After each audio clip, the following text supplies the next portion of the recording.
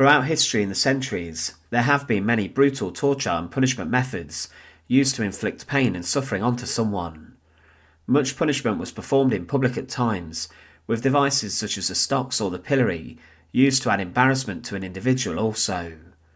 During the Second World War, many concentration camp guards inside some of the most terrifying sites of the Third Reich utilised medieval-style punishment to brutalise the inmates of the camp. For example, inside the forests of Buchenwald, many prisoners found themselves strung up to the trees inside the woodland next to the camp with their arms behind their backs, and this was even done by the Spanish Inquisition and was known as the stripado. But flogging or whipping was a punishment and torture method used throughout the conflict. But during World War II, how was this used? Welcome to the Fortress.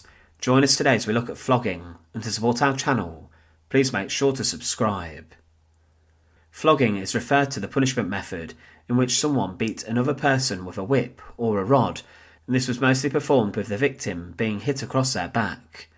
It was used as punishment inside the military in some cases, as well as against those who were enslaved throughout history.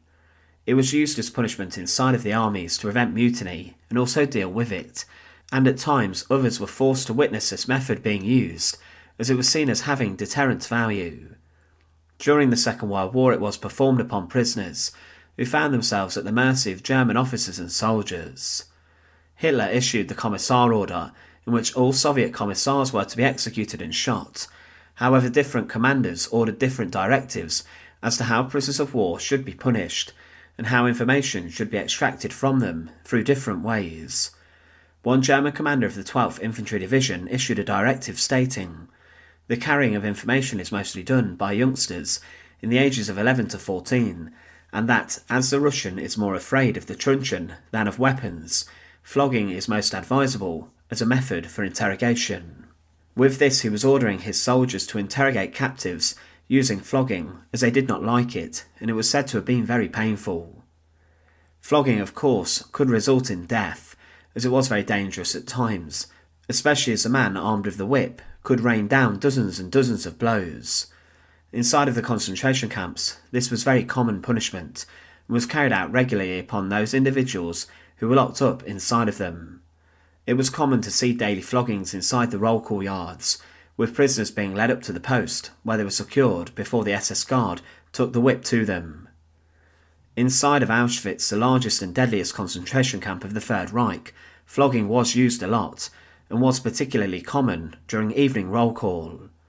A prisoner was brought up to a stool and was then placed on this, and they were then whipped and flogged, but then the SS guards innovated in the most brutal ways to punish people, and a special flogging contraption known as a goat was developed and used during flogging.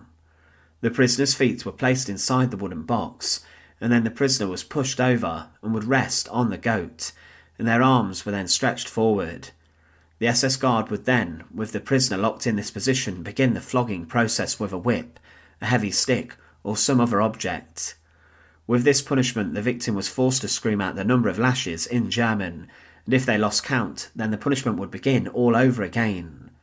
The maximum amount of lashes which could be given was 25, and this was known to have been fatal, as someone could die from the injuries sustained, especially if they were beaten with a bullwhip or a heavy weapon.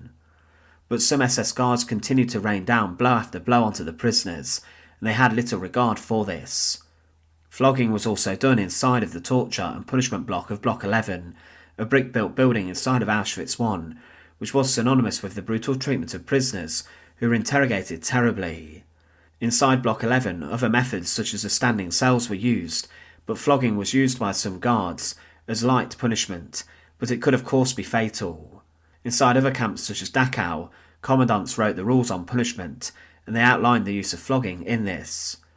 But it was a torture and punishment method used throughout the Second World War and inside the concentration camps, and of course this was a method that had a long history, but its use in the Second World War is linked to the further suffering of many people inside the harshest places inside the Third Reich. Thanks for watching. To support our channel, please make sure to subscribe, and once again, thank you so much for watching.